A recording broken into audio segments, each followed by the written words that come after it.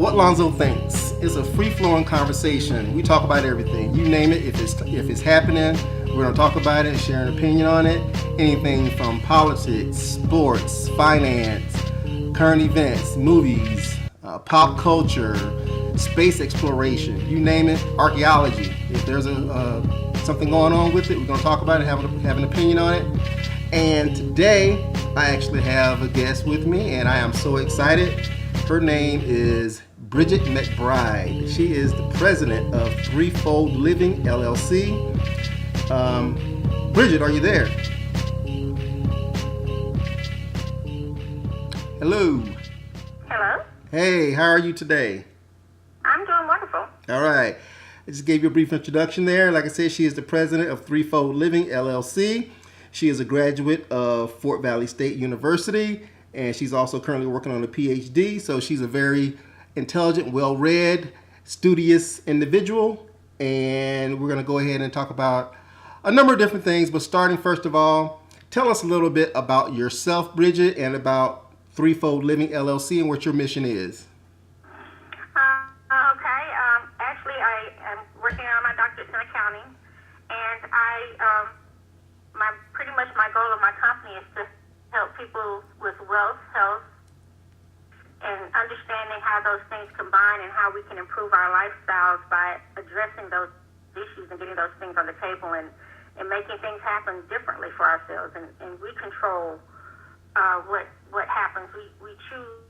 We were given free will, so we choose which routes we take in life, and everything is given to us. We just have to know how to utilize those tools. And so I do a lot of things. I've done 20 plus years of corporate finance and corporate accounting, and I've started doing some studies and research on financial literacy probably a little bit over 12 years ago, because it's not something taught in the classroom. We're not taught how to be financial literate, and that's why 5%, 95% of the money, because we don't understand what they understand, or we don't know what they know. And so part of that was studying what they know and trying to develop a lifestyle according to that. And that's pretty much what I try to do, is to help people enhance their lifestyles through mental mindset changes and little changes here and there to just live a better life. How effective is your program as far as changing people's mindset when it comes to financial literacy? I think it's pretty effective, because you have to start. You see a lot of it now with the law of attraction, with visualization, with using affirmations, and just we're programmed to fail. And so when we change that programming, even the way you look at things, is how you look at things. And if you see something is negative, everything about you is going to be negative. If you see things as positive, then everything around you is going to have a more positive light, no matter what the conditions are around you. So that little switch, you can live a better life because you choose your happiness, or you choose to live defeated. Okay, that brings up an interesting point. When it comes to dealing with people when it comes to financial literacy, things of that nature, it's safe to assume, I think, that once people get set into a certain mind state, or into a certain path in life, that it's hard to break outside of that dichotomy and do something different. And I'm sure there's a fear factor involved, especially you have bills, you have responsibilities, things of that nature that figure into the decision-making process.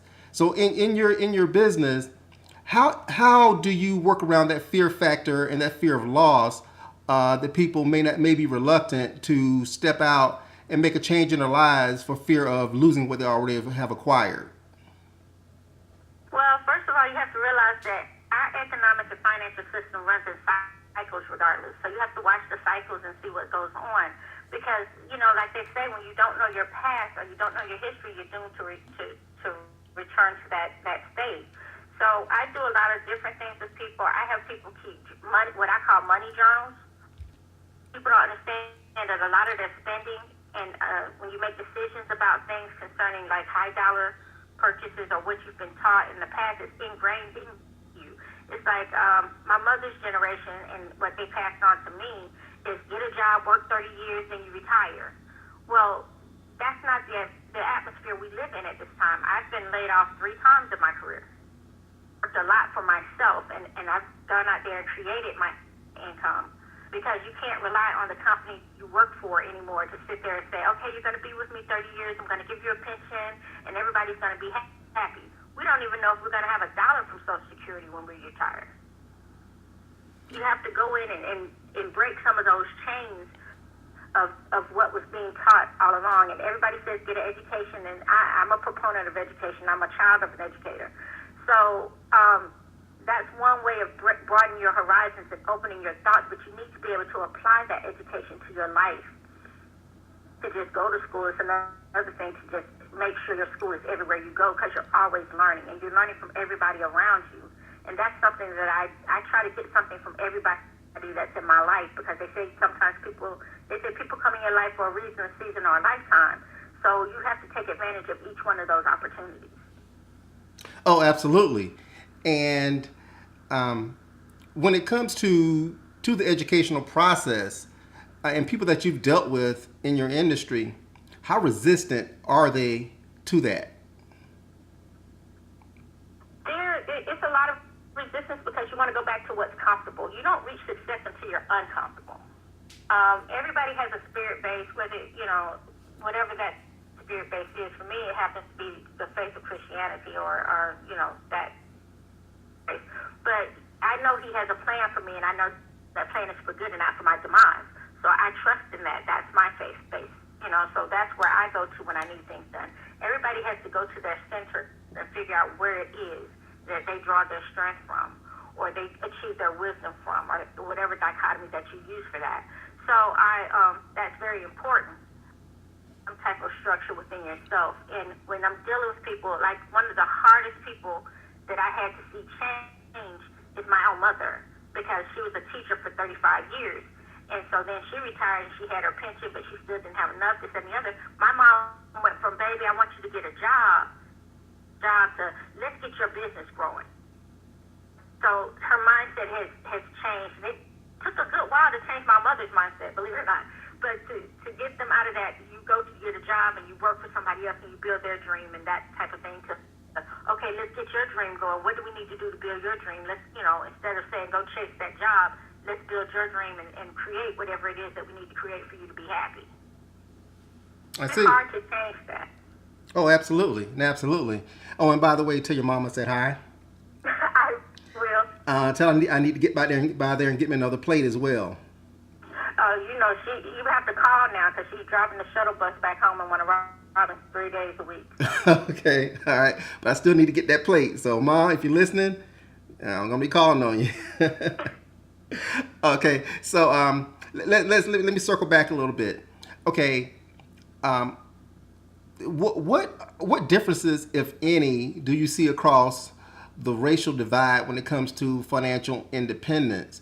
Black, white, Latino, Asian, Native American. I'm sure you've dealt with a diverse set of clientele.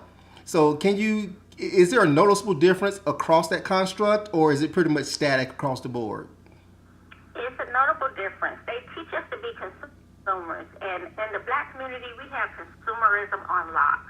We buy from everybody else. We don't create. We don't produce. The highest buying power in the country, but nobody respects that dollar, because they know you're going to buy it from regardless.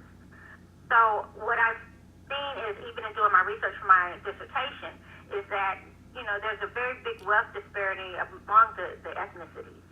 And as you can see, the cultures are different and how they address it is different. We like to go and buy stuff from everybody, and except our own. See, to go everywhere except to our own stores or anything that we consider Black owned. And that's something that comes from, it is a systematic thing that's been pushed down from generation to generation. And even in undergrad, I wrote a paper, Institution of Slavery and how it impacts the Black family. Well, it's an impact on the Black community, and it's how we've been programmed systematically throughout the years in this country to think that we don't deserve better. So you don't want anybody that looks like you to have better. And that's a very dangerous, slippery slope that we have, but we continue to live that way. And you look at how our youth don't have they don't have a lot of real hope. They don't have a lot of respect for their lives or the lives of others. And it's a very, very, very scary thing to see. But that's where I'm starting to work with our youth to get them to look at themselves differently. Because if you don't love yourself, you can't love anybody else. And so you can't want better for yourself. You can't want better for others. You can't want better for generations to follow you. Oh, I agree, and I think that's a hard paradigm to break as well. It's going to take a whole lot more than a generation to change that kind of a mindset. And me personally, when I see a black business, I go out of my way to patronize that black business because I want to see black businesses grow. But I think also there's a perception that we've kind of fed into ourselves that black businesses, for lack of a better word, are janky. That we're trying to get over on each other, and we won't give that black business owner the same respect that we give to a white business owner. We won't frequent them maybe because of their location, or because of how that location looks, or how they choose to frame their business or advertise their business. We don't look at that from a standpoint of maybe they don't have the resources that a white-owned business might have. So they're trying to do the best with the resources that they have, and the only way that they're going to improve their infrastructure is if we patronize that business. And that's just we don't have the same resources, because even during the 8 years of President Obama's administration, when you had the SBA giving out the so-called 7A loans to minority businesses and small business owners, only 2 to 4% of that went to African American businesses. Now, but what's the cause of that? Is it lack of preparation? I mean, are small business owners going in there without a business plan? They're just thinking that, hey, because I'm black, I'm going to get a loan to start my business, or is it the fact that they're not educated enough as far as what they need to do to make sure they get that kind of support from a small business administration, whereas other minorities or other races are more prepared? Is that a part of it? Partially it, but we have a lot of things available to us now that we didn't have available before. You can go to the SBA and get a small business plan.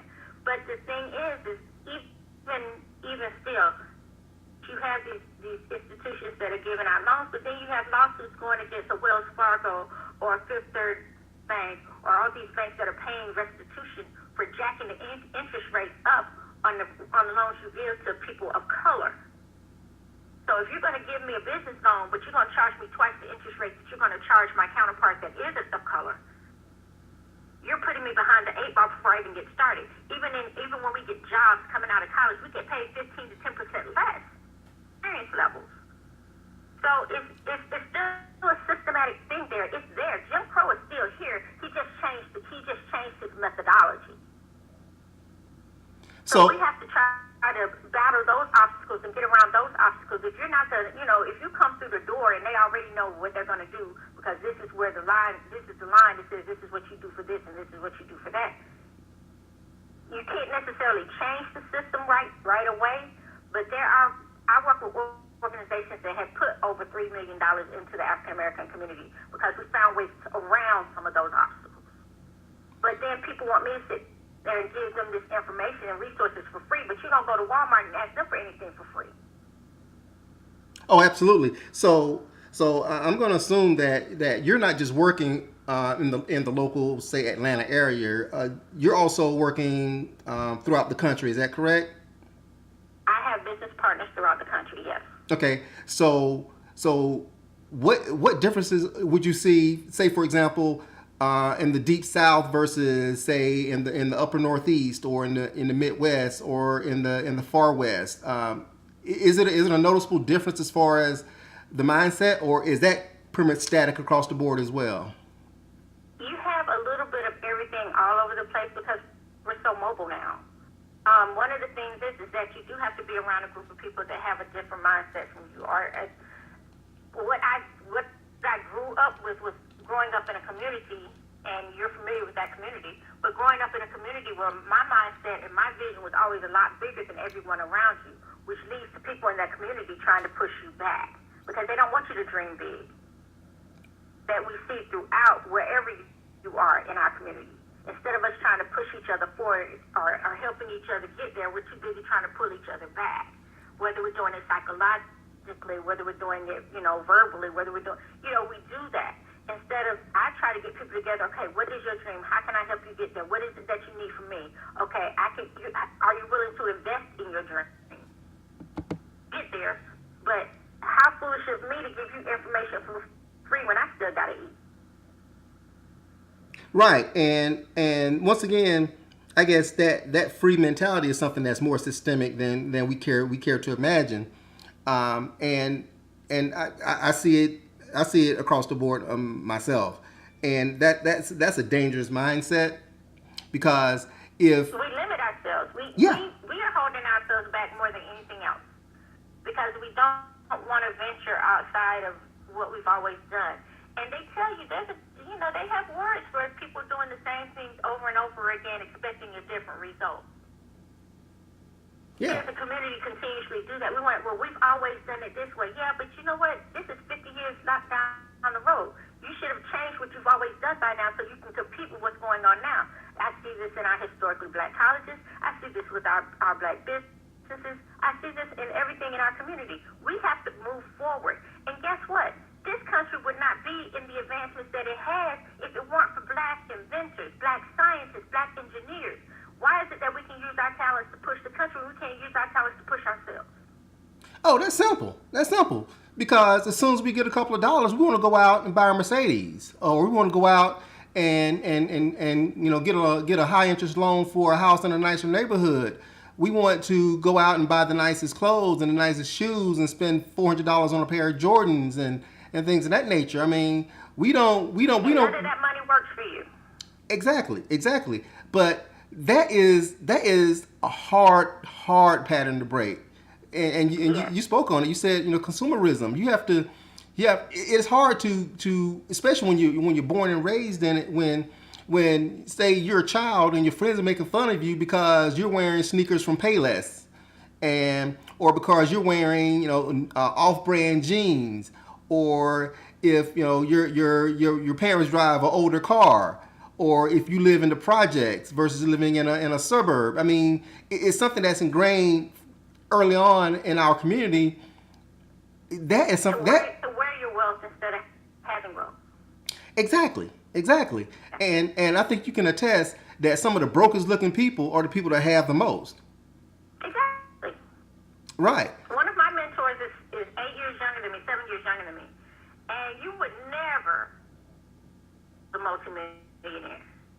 He walks around in his baseball shorts or whatever. He has on his T-shirts. He might see him in a ripped T-shirt. He drives around in his Suburban truck. Never knows that this man has millions and millions of dollars. Right, and I can attest to that as well. I mean, some of the most successful people that I've met personally, or financially successful people that I've met personally, you would never in your life, by looking at them, think they had a dime to their name. Whereas the people who are flossing, for lack of a better term, are the ones who are broke off their ass. Yeah. But I have a young client now, and his whole thing is, if I just had a Bentley, I could get you more clients. Blah blah blah blah. And I'm sitting there like, what does you having a Bentley have to do with bringing people in to make money? Absolutely. You're not at a Bentley level, so. And I think that's why you see so many professional athletes who come from impoverished backgrounds have so much trouble managing their finances, because as soon as they get that first paycheck and the money starts coming in, they want to buy everything. Well, our community has a plethora of pro athletes that now are not rich. We see them come home after they've done their time in the league and have nothing really to show for it. Right. So it is something that needs to be addressed, and I do have some friends that are retired NFL players that are trying to bring that into existence for them, and so I work with them as well. So I have your people I work with, but there's a lot of things that we don't think about that's also wealth building, like even simple things like having the right insurance. Because a lot of people say, I'm going to go to this, I'm going to get married at this funeral home and blah blah blah blah blah. Understanding that half the time when the people that come to our black-owned funeral homes don't have life insurance, they don't have this, that, and the other, so they're having to give them lavish funerals, but you don't have life insurance to cover it. So here again, you're shortcutting the black-owned businesses for something that everybody's going to need at one point. Or why they're not able to keep their facility up this way, and how they're not able to do this and that and the other. Well, if they're charging you a cut rate because you don't have insurance, and they're doing this over and over again, that adds up. Right. So stop trying to Dollar Tree things you need in your life, especially when you come to our neighborhoods. How about going to a black-owned business and say, how much is this? And not say, can you give me a break, or can you cut me a deal, or whatever. No, they work for theirs, you work for yours. Build it together. But we see that as a bad thing in our community. We see it as that, that black business owner trying to get over on us, and not realizing the fact that they got to pay bills like everybody else. They got to keep their lights on. They got to pay, for whatever things they have to pay for to keep their business going as well. And cutting you a break is not conducive to their business flourishing. Correct. But I get. Just look at the Indian culture. I mean, how many of them do you have living in one house, and how many businesses do they own in your community? I'm sorry, what was that? You have like 4 or 5 generations of people that their families will stay together in a house. It'll be 4 or 5 generations of them. They'll use that money and combine their money for that, and then they own all these businesses around you. Right, and we see that, and we get resentful of that. And that's a business model that is definitely working. Definitely. Correct. Because, you see a Patel, Patel's own stuff. They have the business together. Same thing with Asians as well. You see that a lot. Yes. Yeah. Yes. And I applaud it. But yes, with us, it's very hard for us to do that. We cannot come together. We have to be nitpicky about things. We have to showboat. It has to be about me. And, all of us have a remember when. Don't get me wrong. But there's some people I look at and I say, you only 2 paychecks out of the ghetto yourself. It's things like people love to say what I used to hear a lot of, you think you're better than everybody else. I used to make good grades in school. Oh, you think you're white. Or you speak a certain way. Or, why is it that everything positive connotations in our communities when it really shouldn't be? You wouldn't wear cotton clothes on your back without the invention of cotton gin, which was invented by a black man. You wouldn't be able to iron your clothes. You wouldn't be able to straighten your hair. Think about your whole cosmetics industry. A lot of that stuff came from our invention. DC was not able to be excavated or surveyed until they brought in a black engineer, Benjamin Banneker, to do that, to teach them how to do these things. Until we start grasping that the positive things about our lives and stop denoting the negative things that they keep putting into our heads, putting into our brains, and making us believe as so down to their standards of what we're supposed to be, and living instead of living up to what we've always been, and realizing that we're the descendants of kings and queens, that we created and developed a lot of these things that the Roman and the Greek empires later gathered from us. So, Bridget. Okay, so with your venture with Three Fold Living, are there a lot of people out there in the industry just like you? I mean, is it a huge network of people doing what you do? It's a good network of us, and believe it or not, most of us are people of color. And are you all working together? We're working together. So, how can the layperson get in contact with you, or get into your network to learn more and to possibly join your network and move forward with you? Well, they can contact me at 404-987-0289. That's Three Fold Living, 404-987-9. And is there a website or anything online that they could also refer to? You can send me an email, and I will get you the information that way. Three Fold Living does have a Facebook page. I'm in the process of revamping my website. Awesome. That is great information, and I think it's timely information, especially looking at how our society is with technology and consumerism, and how the two have pretty much become synonymous with each other. I just read this morning, as a matter of fact, that Walmart is actually in the process of doing away with their cashiers with their checkout lines, and moving forward, they will be instituting an app where, as you go down the aisles picking out your products, you're scanning it with your app, the barcode, and you're paying for it. As you pretty much you can already just order your stuff from Walmart and pick it up at the door and keep going. Right, exactly. So I think in a way that's a good thing. In a way, it could be a bad thing, depending on how you look at it and who you're dealing with. Well, we just have to learn how to create ways for us to find opportunities in that, because they are trying to eliminate labor level jobs.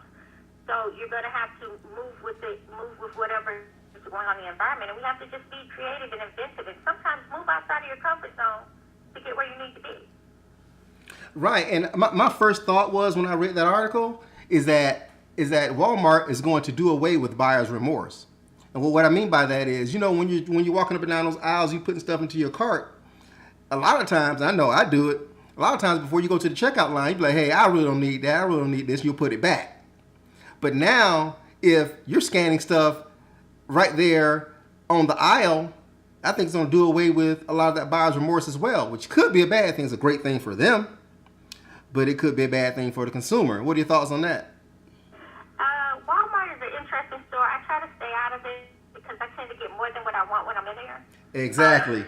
That's the point. So I'm an Amazon thing. So I just order my stuff and have it brought to my door. For a lot of people that do come into Walmart, that could be a good thing. It's a double-edged sword.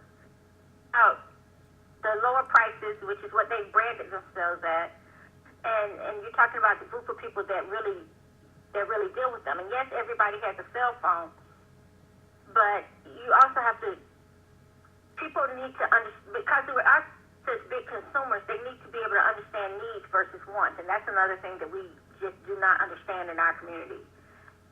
Interesting, because now you can go and get those sneakers and not worry about it and keep going because you haven't thought about it. You just beam and go.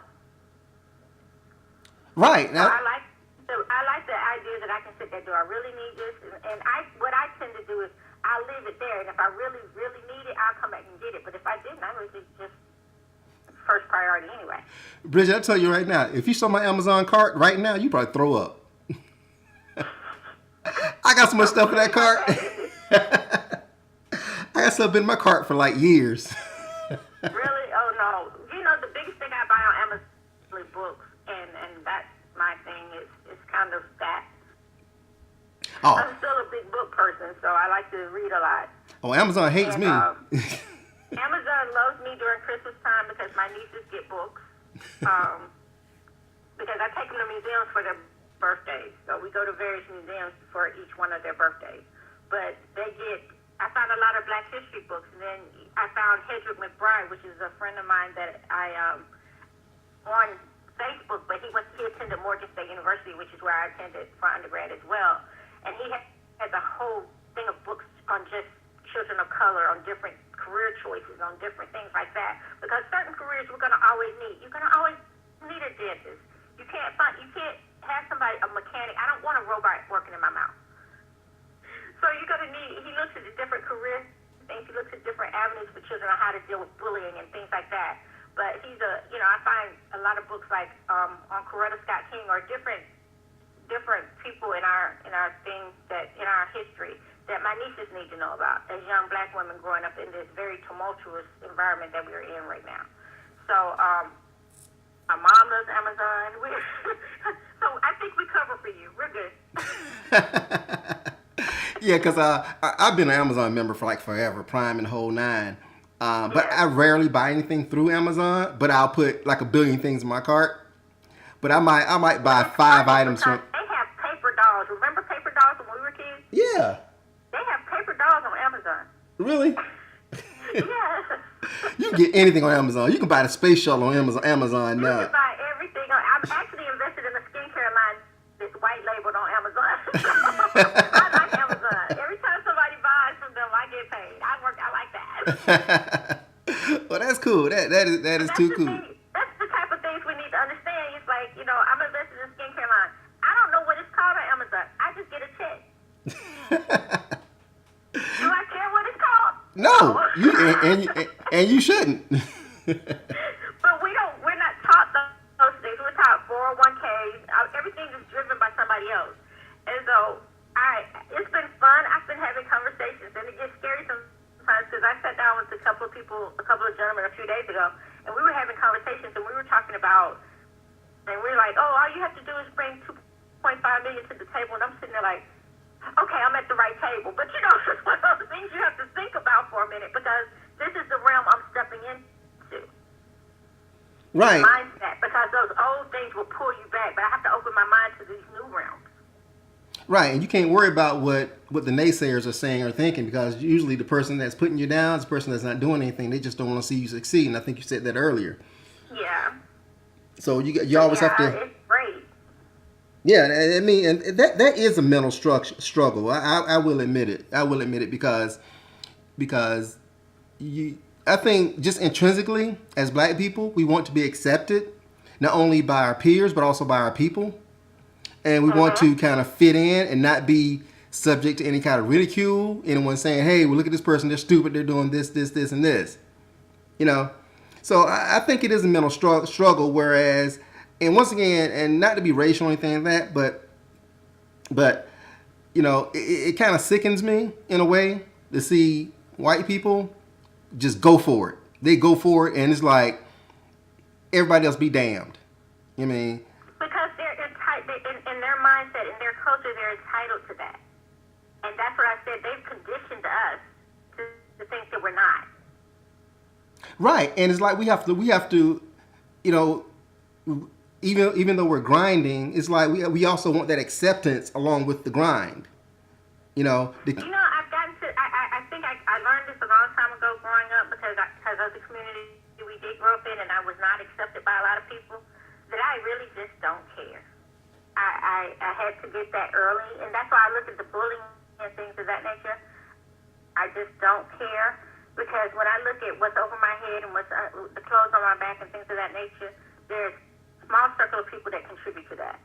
And those are the people that you see when you're up and when you're down. And when you see people when you're down, those are the people you know that are there for you.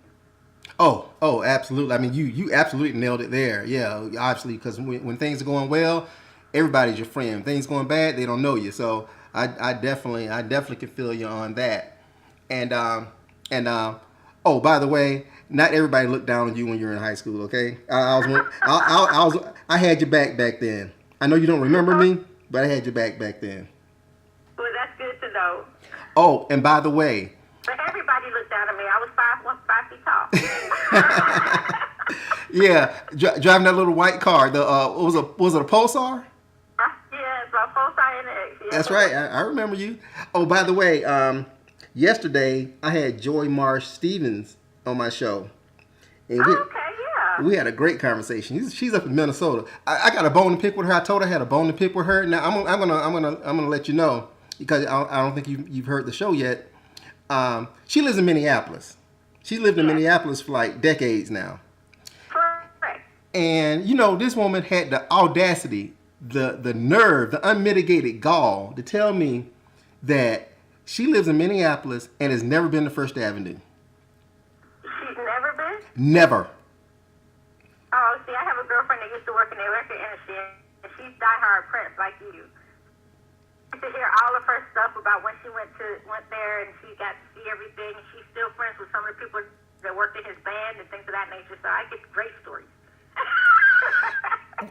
Bridget, when she told me that, my head almost exploded. If I could have reached through my computer, Did you disown her? I'm sorry. Did you disown her? I damn near did. I'm telling you now, if I could have reached my hands through my computer and choked her hands, I would have choked her out. I was like, you got to be kidding me. Seriously? See, I'm still a musician at heart, so that would have been like the ultimate thing for me to do. Oh, absolutely. Oh, by the way, also, I did threaten her because you know, she ran for public office, so she works in politics and everything, and who knows, she might run for public office in the future. So I told her I have an incriminating photo of her. I don't know if you remember this or not, but the local newspaper took a photo of me and Joy. You remember we were in the same play together. Senior year, Broadway Comes to Northside. Do you remember that? year. What was the play? Because I was probably in it too. Yeah, you were in it. Because I'm getting to something here because you were definitely in it. It's called Broadway Comes to Northside. Yes, I was in it because I actually got to do chorus line, and I was Wally Draper's partner in chorus line for one. Exactly. It was me, Wiley, Diego Lowe, Corey Burks. Latanya and Jennifer Ford. Yeah. That all was of a great us. group. Yeah, that was all of us. I was in that class. Exactly. We did a bunch of different things. We did Dream Girls. We did a lot of different things. And yeah, we did Pearly. Yeah. And that's the one that me and Joy was in. We were in the photo for Pearly. And they put it in the Daily Sun. You remember the Daily Sun, right? I remember the Daily Sun. I think I remember that picture, actually. And I have that picture, right? And I told Joy that if she ever runs for public office, if she gets elected, I'm going to blackmail her with that picture. I told her, I'm going to get paid off that picture. I've held onto that picture for 30 years. I'm going to get paid off that picture. It's a wonderful time, though. That was we worked really hard. See, now I'm going to clue you in on something. Okay? All right. You and I took a picture together back then. Okay. There's a photo of you and I know I got it somewhere. I'm going to find it. By God as my witness, I'm going to find this photo. It's a photo of you sitting on my lap. Probably. Knowing me. Yeah. It was backstage, and you were sitting on my lap. And it wasn't a photo of us. It was a photo of someone else, but you and I are in the photo. Okay. So I just want you to know, I'm going to find this We photo. probably both tried to get some sleep. Yeah, we had some late rehearsals, but I'm telling you right now. From like 3 to 12 o'clock at night? Come on. Exactly. Shoot, brother was tired. But I know I have that photo. I've been trying to find it. It's in a box somewhere. I'm going to find it. When I do, watch out, because I'm telling you now, you will get blackmailed. You will get a manila envelope in the mail with a ransom demand. Okay, so just keep that in mind. Hey, I have friends in very high places with good security clearance. I just want you to know, I'm gonna get you. Okay. Okay. You will get got. No problem. Hey, America was built on capitalism, and damn it, I'm gonna capitalize. Hey, if they can endure the majorette pictures of me from high school,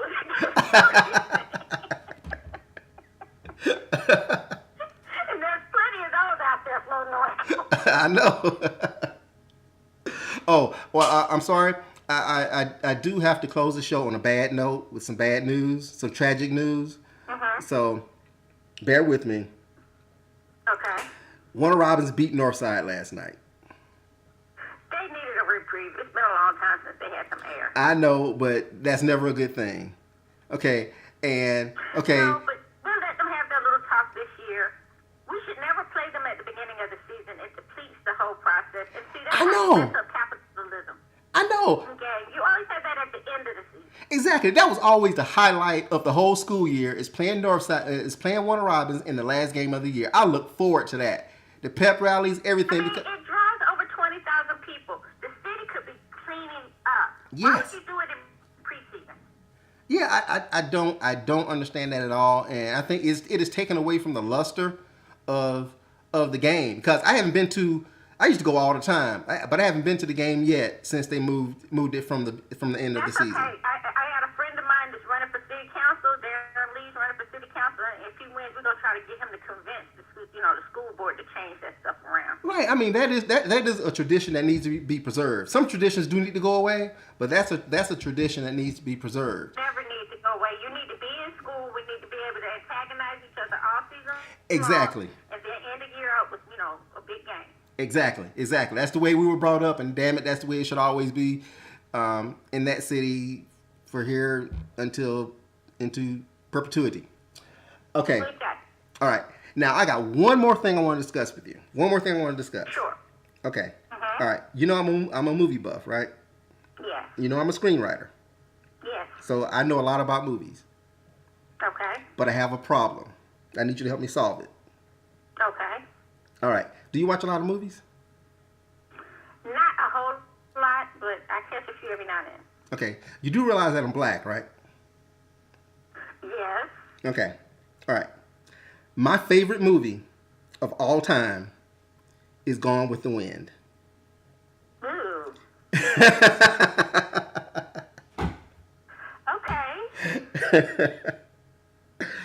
Mine is more like imitation of life, but okay. That's a great movie too. Very sad, great movie. So help me out. Help me out. Okay, I'm a black man, born and raised in the South. My favorite movie of all time is Gone with the Wind, a movie that glorifies the South and the Confederacy and slavery. Okay. Help me out. Go.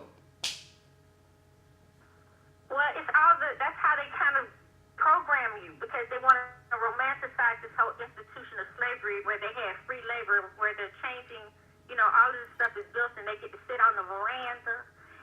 And Miss Scarlett and all her people, and she has all her slave women to take care of the house. I don't understand, because I'm not a housemaker. I'm not a homemaker at all. So I would have been really horrified during slavery time, because I ain't picking no cotton and I ain't cleaning no house.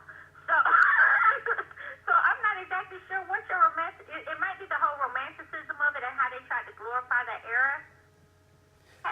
The writing was a part of me, and the music was great. I love the soundtrack, but the rest of it I can do without. Well, see, that's the thing.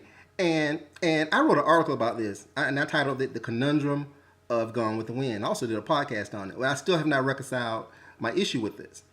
Read the article sometime. It's up on Hill Street Views, by the way, if you ever frequent Sean Hill's website. Anyways, shout out to Sean Hill and Hill Street Views. My thing is Gone with the Wind is one of the first movies I watched as a child. Okay. So you have that factored in as well. Also, it's the fact that I don't remember my first movie. I remember my first play was Porky and Bess at Fort Valley State. Oh, really? But go ahead. The very first movie I ever remember watching was at a drive-in that I actually remember.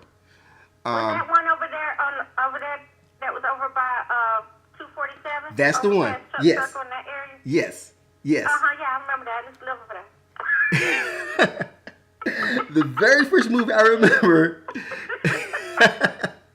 so that we live close by there too. The very first movie I remember watching was the Bible, and that was at the drive-in. Anyways, but I don't know why I went there. But anyways, with Gone with the Wind, when I saw it as a child, because CBS would run it once a year over 2 nights. And I watched it every single year. I loved it. And the thing is, as a child, I never saw the slaves as being slaves. And the reason why is like the Mammy character. Mammy was the strongest character in the whole film. If you think about it, she was the strongest character. Everybody. She was the strongest character on the plantation too. Exactly. And everybody respected her. Scarlett respected her. Red respected her. All the white characters respected her. Yeah, to an extent, because it's like whatever Mammy said. Stayed in her place. No, not necessarily, because she would talk back to Scarlett, and Yes, she would, but you got to realize, think about it. Your Mammy raised the kids. Yeah, she was the mother. Do you think Mammy put them in timeout? No. Okay. No, not at all. Yeah, you're absolutely right. But that's the way that I saw it, and in my article, I highlighted there were 4 major black characters in the film. You had Mammy, Pork, Sam, and Prissy. And of those 4 characters, only one of those characters was portrayed in a I guess in a derogatory manner. That was Prissy. Everybody remember her? I don't know nothing about birthing no babies, Miss Scarlett. Her. Even though like Big Sam and Pork were both, dim-witted slaves, so to speak, they were kind of looked at as more like family. And I'm not justifying anything. I'm just kind of explaining to you how I interpret the film. Because Pork was a house slave. So he worked in the house. He told Miss Scarlett, I'm a house slave. I don't know anything about working in the field. Whereas Big Sam was a foreman out in the field.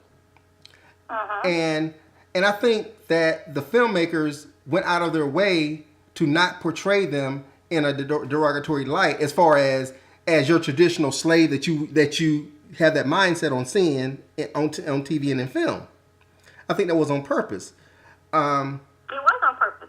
And now, think about the think about the infighting we have going on within our own community. Even just like in our community, you and I, because it was like, oh, you're light skinned, you think you're better than. Right. That was never my impression. Yeah, you know, but Bridget, come on now, keep it real now. You know, people saw you as different, I guess, you know, back then. Yeah, because you know, obviously, you know, you're light skinned and things of that nature, high yellow, whatever, red bone, whatever term we use for light pigmented black people. Also, you've always been very articulate, smart, well read. I mean, you didn't fit, for lack of a better term, you didn't fit into our stereotype. So the fact that you didn't fit, it kind of ostracized you a little bit. It did. You know. But like I had to tell one of our peers when I was in high school, I have a choice with dealing with you. My parents didn't have a problem being my behind at home. So which way you gonna be afraid of? Yeah. I mean, and that's how I thought. Yeah, but that is a snapshot on our community as a whole. You know, that is going on today, and it'll be going on tomorrow, and it'll be going on for a long time. That's some of the things I think that we just have to accept. That's not going to change in our culture. It just ain't. I don't even see why we have to differentiate in our culture. We're both black. Yeah, we are. Yeah, we're both black, but we've been trained. They do that intentionally. Oh yeah.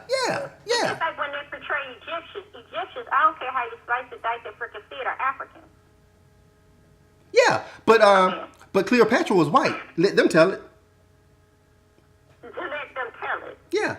That it's like they see Egypt. You know, Egypt is on the continent of Africa. So if you're from Egypt, you're African. I know exactly where Egypt is. Oh yeah, but folks were like, well, no, they're Egyptian.